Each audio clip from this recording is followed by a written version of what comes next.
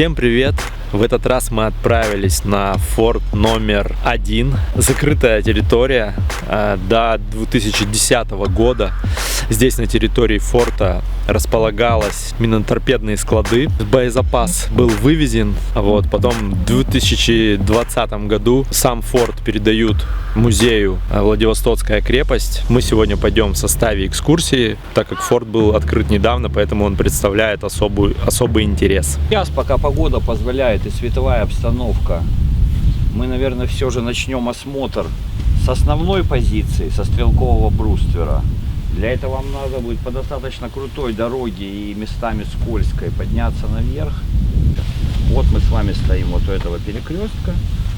Сейчас мы поднимемся наверх, познакомимся с основной оборонительной позицией, это стрелковым бруствером. Но основное препятствие для атакующей вражеской пехоты, если бы она решилась все-таки напасть, это ров. Вы видите, он глубокий, широкий и к тому же простреливается артиллерийско-пулеметным огнем, то есть бойницы орудийные и выше прожекторную вы также можете видеть. Автором проекта и строителем данного форта является русский военный инженер, капитан, когда начинал проектирование и строительство в 1910 году, ну а потом уже в ходе мировой войны подполковник Константин Николаевич Кудрявцев. Со второй попытки ему удалось завершить проект. Со второй попытки крепостная инженерная распределительная комиссия утвердила проект. Проектная стоимость составила 2 миллиона 375 золотых царских рублей. Кто экономикой интересуется, примерно на 90-100 надо умножать, чтобы современную сумму получить этого сооружения. Форт в дословном переводе с французского языка «сильный, мощный» — это большое пехотное укрепление, которое размещается, занимает значительную территорию местности. Ну вот сейчас музей-заповедник расположен на территории порядка 4,5 гектаров. Протяженность его подземных, полуподземных сооружений оценивается мною и коллегами от 1,5 километров до 1700 метров с небольшим. Ну давайте, погода немножко портится, аккуратно поднимаемся наверх. То есть с этой земляной части могли стрелки вести огонь во фланг. Плюс еще одна оборонительная позиция. Наверху небольшой окоп размещался, но уже чисто земляной. Бетон в толще земли.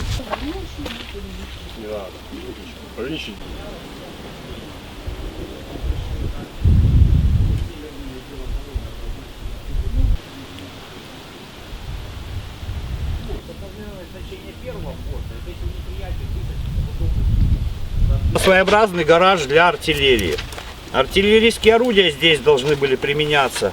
Стандартные для русской армии, но немного облегченные. 3-дюймовые пушки образца 1902 года. То есть вот такие орудия, вы видите, достаточно компактные. Плюс к ним снарядные зарядные ящики выкатывались силами орудийного расчета 5-6 человек на позицию, которую мы сейчас проследуем. Здесь хотела бы обратить ваше внимание на сохранившийся фрагментарно водоотбойный козырек, который с помощью таких кронштейнов, с помощью клепки крепился. К сожалению, он либо от атмосферных осадков, либо от вандалов в крайнее время сохранился не везде. Также вы можете видеть элемент декора, это облицовочный гранит. Он никакой особой смысловой нагрузки не несет. То есть, если дальше мы дойдем до определенных элементов и сможем там, если погода позволит, выйти на улицу, то вы увидите, что просто в некоторых местах пас под этот облицовочный камень есть. Ну и на других форт-сооружениях он также присутствует. Например, на острове Русский, на 12-м форте, он имеет красно-розоватый оттенок.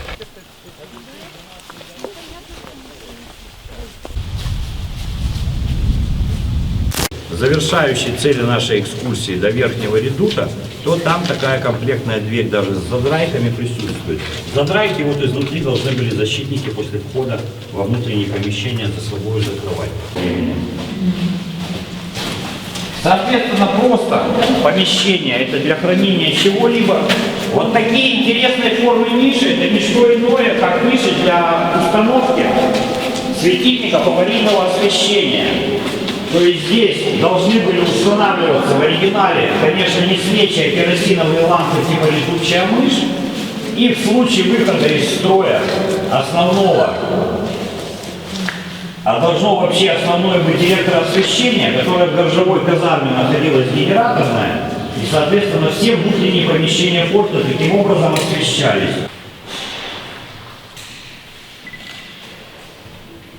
Второго убежища противоштурмовой артиллерии. Мы с подгрузкой артиллерии, я надеюсь, более поздно познакомимся на ее завершающем участке, который больше интерес представляет.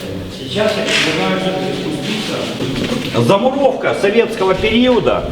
Достаточно низкий свод, поэтому высокие товарищи, просьба внимательно головы беречь. И, соответственно, разрушенное напольное покрытие.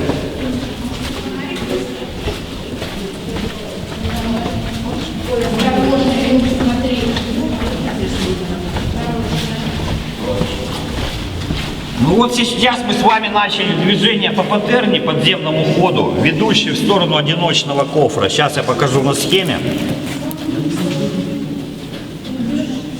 Строился он горнопроходческим способом, то есть с помощью перфораторов и подрывных зарядов в толще скального массива пробивался туннель, который внутри облицовывался такими большими кирпичами из бетона и гранитной крошки, называемых бетонитами. Там, где вот сильно протекает, можно их даже наблюдать примерно. Плюс вы можете наблюдать настенные рисунки краснофлотцев, которые здесь служили с 1938 по 1956 год. Здесь стояла рота охраны, флотская, которая охраняла командный пункт «Скала», размещавшийся на соседнем форте номер 2. Вот как проступают бетониты в стенах, можно внимательно заметить. Соответственно, ниши для размещения аварийных светильников, вы видите, имеют несколько иную форму, чем это было в наземных помещениях. Ну, с чем это связано, я вам объяснил, что пробивали грунт и потом из бетонитов выкладывали внутренние своды. Наверху вы можете видеть сохранившиеся остатки, но это уже советские доски, а там, где они будут, для размещения электропроводки. Вот, например. То есть вот эти закладные чобики, к ним крепились изоляторы. Кого из молодых людей они какие ассоциации вызывают? Особенно у девушек. Мы с вами дошли до дна рва, то есть мы находимся под землей. Из рва, я надеюсь, мы выйдем, когда уже электроосвещение через 10-15 минут включат. Здесь, к сожалению, отсутствует металлическое противооткольное усиление. То есть хороший вопрос задал Петр в начале, какая была толщина бетона.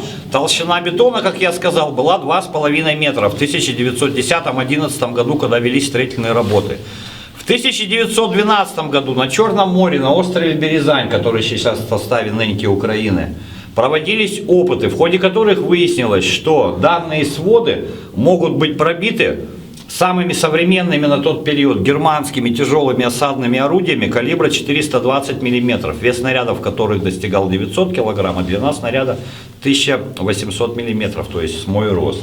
Соответственно, на уже готовых сооружениях в тот период начали электроперфораторами уже готовые своды вырубать и укладывать металлические противооткольные конструкции, устанавливать, с которыми позднее я вас познакомлю. Также вы здесь можете видеть остатки той системы, которая применялась при строительстве. То есть просто на деревянный домик, который являлся опалубкой, выдерживал нагрузку 2,5 метров толщины фортификационного бетона, укладывались, ну и вязальной проволокой, наверное, все-таки связывались, просто гладкие металлические прутья, но они, как оказалось, недостаточную защиту обеспечивают. На полу тот самый асфальтобетон, где он комплексно сохранился, я потом дальше покажу. Соответственно, санитарно-бытовое помещение, гальюн, туалет с выгребной ямой и печью отопления. Мы с вами вначале познакомимся с нижним техническим этажом кофра, потом выйдем к боевому.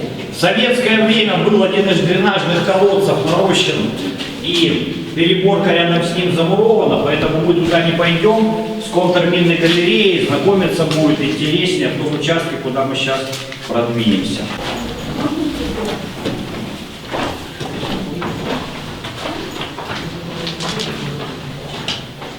Мы с вами находимся в нижнем техническом этаже кофра. Кофр в переводе с немецкого сундук-чемодан с несколькими отделениями. Наверху вы можете видеть фрагменты от закладных элементов, то есть наверху над этим местом стояли орудия, как раз у тех самых бойниц. Ну, пока мы ожидаем отстающих, давайте орудия найду, покажу. Наверху в боевом этаже должна была быть установлена скорострельное 57-мм орудие конструкции Норденфельда, которое имело скорострельность порядка 20 выстрелов в минуту и вес снаряда 1,5 килограмм. Снаряд снаряжался 196 шрапнельными пулями. Минная или подземная война – одна из основных форм борьбы при осаде и обороне крепостей с древнейших времен. Кто с историей знакомился, знают, что и во время русско-польских войн вели подкопы, и во время Крымской войны 1854-56 годов. То есть под укрепление делали подкоп, закладывали под наиболее важные его элементы взрывчатку и пытались подорвать. То же самое было и при героической 9-месячной обороне крепости Порт-Артур недалеко от нас. Система контрминных галерей, вот она на схеме. Контрмина, она так примерно и обозначена на латыни или по-английски. Позволяет защитникам, находясь внутри этой системы, прослушивать состояние подземной обстановки. В твердой среде, а конкретно в грунте, звук работающих инструментов очень далеко разносится, и защитники могли своевременно их с помощью приборов обнаруживать, и свои минеры могли навстречу через вот эти вот отростки выводить им свои галереи, закладывать взрывчатку и при отходе на дистанцию, оставив забутовку, с помощью подрывной линии подрывать.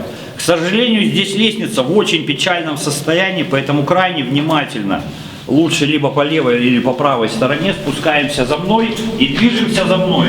Сразу отвечая на ваши вопросы, мы движемся налево, выходим с правого хода, который как бы центральным является, то есть заходим, движемся налево, обходим систему, знакомимся и аккуратно выходим. Помните про опасность от сгнивших уголков.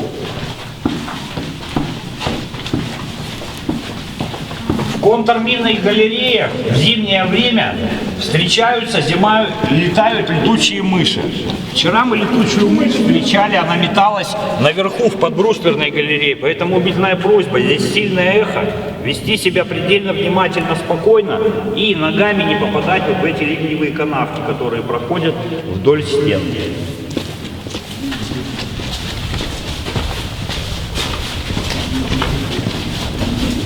Сразу слева-справа видите отверстия, которые не только дренажными являются, но и позволяют специально обученным солдатам-слухачам прослушивать с помощью эндоскопов, подобных тому, как терапевт человека слушает, состояние подземной обстановки.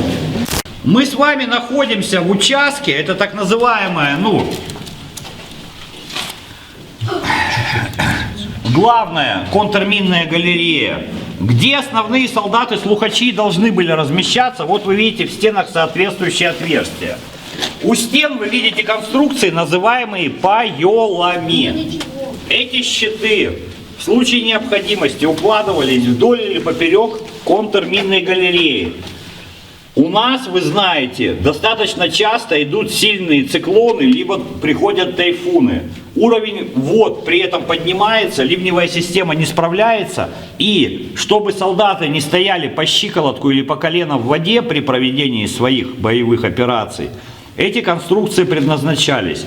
Им 110 лет, поэтому вы видите их сохранность в крайне печальном состоянии.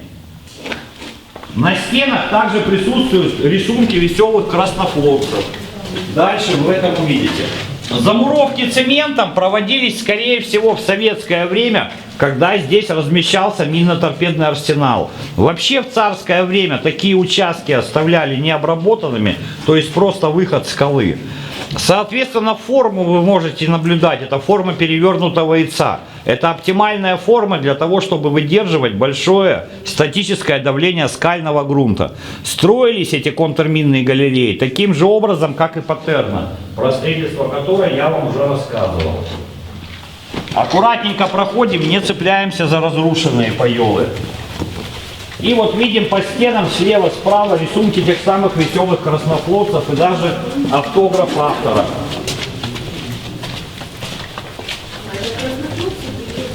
Рота охраны охраняла командный пункт тыла флота «Скала», который находился на форте номер 2. Там, соответственно, в сторону замуровки, за которой находится колодец, который в советское время использовали как пожарный резервуар. Мы туда не пойдем, потому что смысла нет ходить туда-сюда.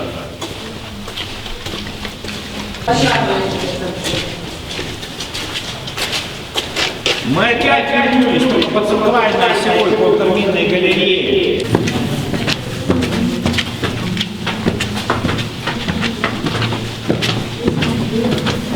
Хочется обратить ваше внимание на эти отверстия. Это сохранившиеся останки системы вентиляции. То есть под всеми помещениями проходит дренажная система и плюс трубы системы вентиляции. Они уходят глубоко вниз, там выходят специальные колодцы, защищенные металлическими решетками, специальным камнем, чтобы воздух проходил закрытый, и сверху еще одна решетка, ну и, соответственно, замаскированные растительностью. Это сделано для того, чтобы при интенсивной стрельбе с помощью естественной вентиляции, при закрытии, естественно, газозащитных дверей, пороховые газы выдувались наружу и не отравляли орудийную прислугу.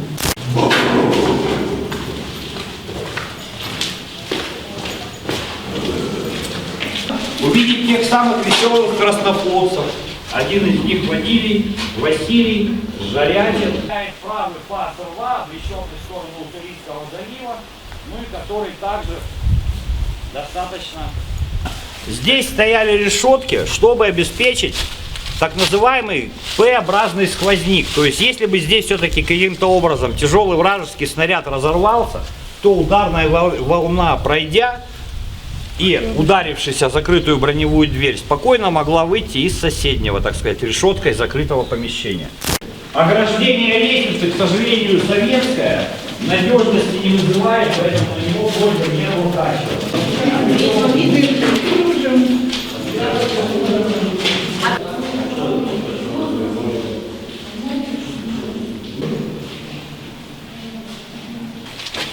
Наверху брусья, металлические тавры для подпора, для установки наверху капонирных орудий.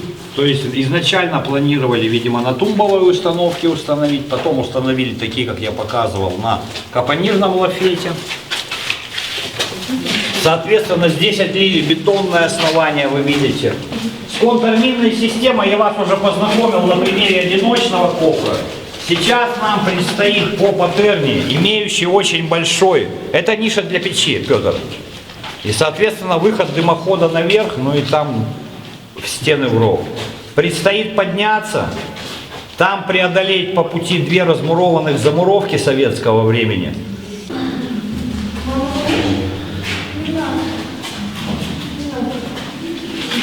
Мы вернулись в подбрустверную галерею, находимся у элемента, который называется бетонный колодец броневого наблюдательного поста. Вот он на схеме обозначен OC, Observation Cupol, я так думаю.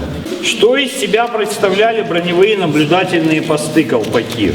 Это достаточно оригинальные сооружения с толщиной броневой крыши порядка 200 мм, фронтальной стенки порядка 180, наверное, миллиметров, ну и тыльной поменьше, порядка 100. Они были 2 типов. Более простая представляла 2 перевернутых из бронестали стакана, между ними, соответственно, воздушная прослойка для повышенной бронестойкости и визиры для наблюдения за местностью, корректировки артиллерийского огня батареи, размещавшихся в тылу. Более сложная конструкция имела подобие подъемника или лифта, имела перископ, но эти конструкции во Владивосток так и не были доставлены. Летом 1904 года, 14-го, началась Первая мировая война, и все имущество и вооружение, которое должно было быть предназначено для вооружения фортов Владивостокской крепости, было развернуто на запад и применялось при обороне крепостей или сооружений населенных пунктов важных в европейской части России на Западном фронте. Гарнизон форта, я повторяю, весь Порядка 650 человек должен был составлять 1,5 роты пехоты, плюс усиление артиллеристов, пулеметчиков, саперов, минеров, телеграфистов и так далее. Плюс по мере обороны планировалось, что передовых полевых позиций сюда также будут отступать солдаты-защитники, поэтому численность защитников форта могла колебаться от штатной 650 до 1200-1500 человек, то есть в 2-2,5 раза увеличиваться. Поэтому в соответствующих местах запасы воды создавались, и каким образом это было сделано, вы можете видеть на примере вот этой конструкции. Наверху, соответственно, имеется выход для того, чтобы подогнать бочку с водой и дозаправить этот бак. Вы видите, что еще не совсем стемнело. Мы находимся у бойниц, которые должны были защищать входной и выходной портал из-под брустверной галереи. Сам портал находится вот за еще одним сохранившимся фрагментом противопольной системы. Вот уже знакомая вам советская противоатомная дверь, через которую мы, слава богу, уже вроде бы как все прошли параллельным шпагатом. В советское время такие противоатомные двери устанавливались во всех универсальных фортификационных сооружениях. В царское время здесь был низкий, но тем не менее доступный. Это группа Василия, не пугайтесь. Проход, потому что мы с вами находимся фактически в центре, так называемая осевая линия под брустверной галереей. Вот мы находимся у еще одного бетонного колодца.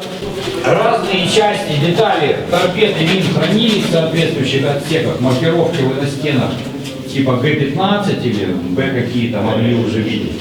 Соответственно, они по требованиям безопасности вот такими противогазовыми дверьми защищались.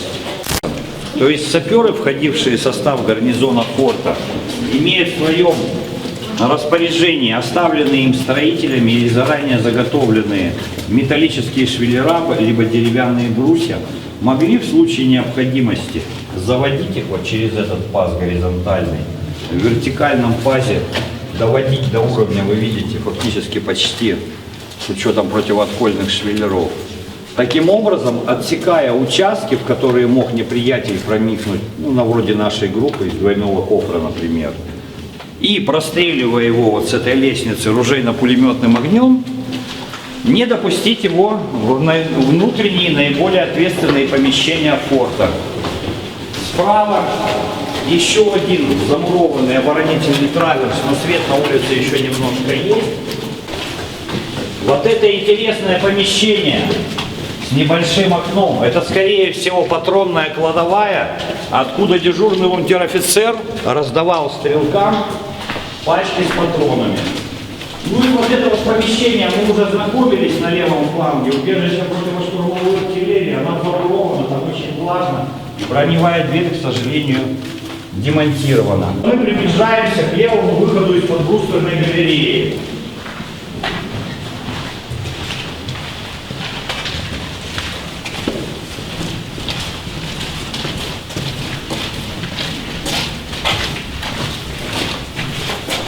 Выход на уровне плаца горжевой казармы замурован буквально лет, наверное, 6 назад, 8, когда здесь хранилось интендантское имущество Тихоокеанского флота. До этого через этот проем был выход в Белый домик, в цех. Мы через несколько минут, я надеюсь, выйдем наверх, на крышу правого горжевого полукапонира. Убедительная просьба, этот Белый домик, как военные считают, очень серьезный стратегический объект, не фотографировать. На самом деле это просто бойницы для стрельбы из личного оружия, револьверов Наган, пистолетов Маузера, либо карабинов системы Мосина, да. Ну и соответственно задрайки. Как они действуют, я надеюсь, все догадались. Под собственным весом опускается такой топорик и дверь закрывается.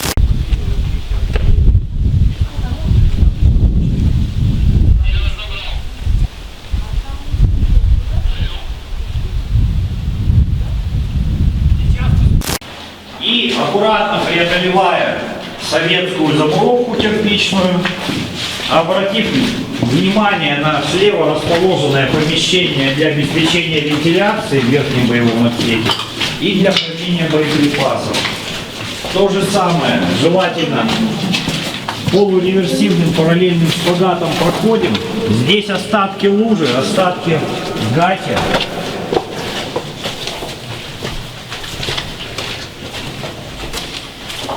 Вот мы можем видеть участок, который до скалы усилен противооткольным швеллером. Ну а уже в толще скалы просто выложен из бетонитов. Опять же настенные фрески, рисунки, дембельские надписи краснофлотцев, служивших здесь более 70 лет назад.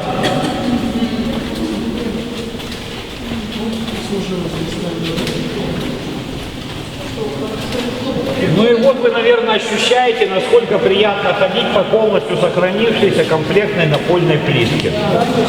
Вот мы с вами сейчас в толще горы, ну и, соответственно, толщина скального грунта над нами, ну, я думаю, порядка 8 метров. Ну, может быть, меньше, если была бы инструментальная разведка, можно было бы точнее установить. Ну, к сожалению, пока только эмпирическим путем опытным. Дальше пошел ход, который проходит под всем отдельно стоящим редутом. Редут — это сомкнутое укрепление. То есть на вершине горы размещаться должен был змееобразный такой стрелковый бруствер, сейчас я его фотографию найду, но без подбрустверной галереи. Здесь мы сейчас с вами зайдем в боевой отсек капонира. Вот этот бруствер, когда он хорошо выглядел, хорошо сохранился. Сейчас он, к сожалению, печальное зрелище из-за разрушения штукатурного слоя представляет. То есть мы, если сейчас будем во время укладываться по рассказу, по части тыльного выхода вот этого, который должен был эвакуировать гарнизон в случае печально складывающейся для защитников форта ситуации, ну а также пополнять в ночное время их личный состав, боекомплект, продовольствие из казарменного городка в поселке Щитовая. Его длина порядка 150 метров. Постараемся успеть познакомиться с ним. Здесь вы можете видеть комплектно сохранившиеся перила ограждения. Я думаю, из американской оцинковки выполненные. Мы с вами находимся на одном из более важных, но и в то же время на одном из наиболее опасных в нынешнее время помещений. Я считаю, что это помещение артезианской скважины. То есть мы можем видеть забитую в советское время чем-то уходящую вниз трубу, наверх уходящую трубу большого диаметра.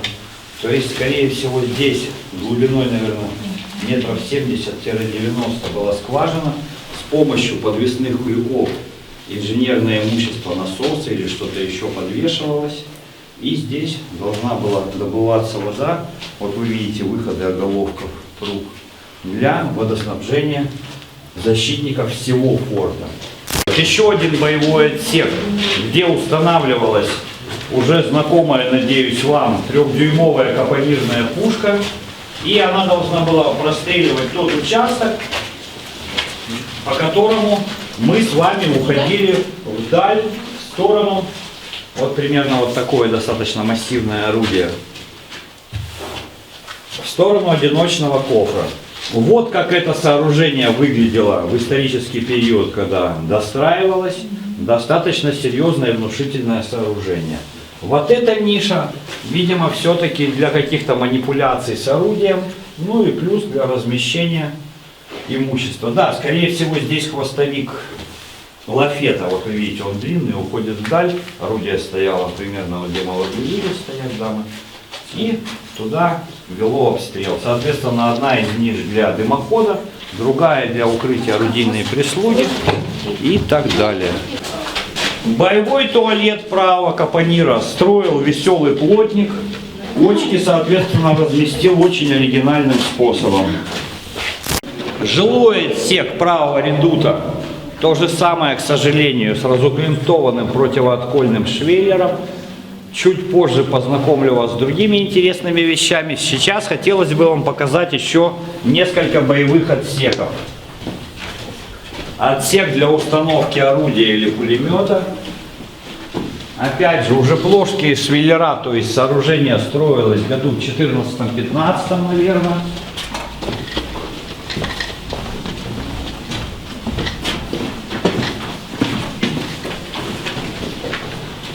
Ниша для прожектора освещения и ниша для печи отопления. Это наиболее высокий, наиболее сухой отсек, где желающие могут при соответствующем угле освещения разглядеть надпись на швеллере. Акционерное общество «Дружковка», нормальный профиль, 300 наста, это или размерность, или марка стали. То есть доставлялось оно тогда из Юзовского сталелитейного завода, в советское время называлось Сталина, сейчас называется город-герой Донецк, Донецкой Народной Республики. Возили швеллер прямым на пароходах добровольческого флота вокруг всего земного шара. Здесь, во Владивостоке, либо в мастерских механических Владивостокской крепости в районе остановки Постышева, размещавшихся там, где в советское время была мебельная фабрика. Но, скорее всего, эти агрегаты для гибких швеллеров все-таки работали непосредственно на фортах, чтобы по месту, по размерам помещения швеллер особым образом изгибать.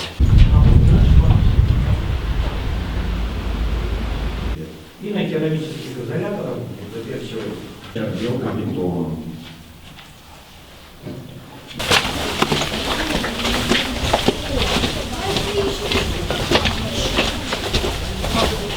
Ну вот отсюда хорошо видна конструкция пола. Он сделан таким образом, чтобы вода скатывалась по водоотливным канавкам и уходила в дренажную систему.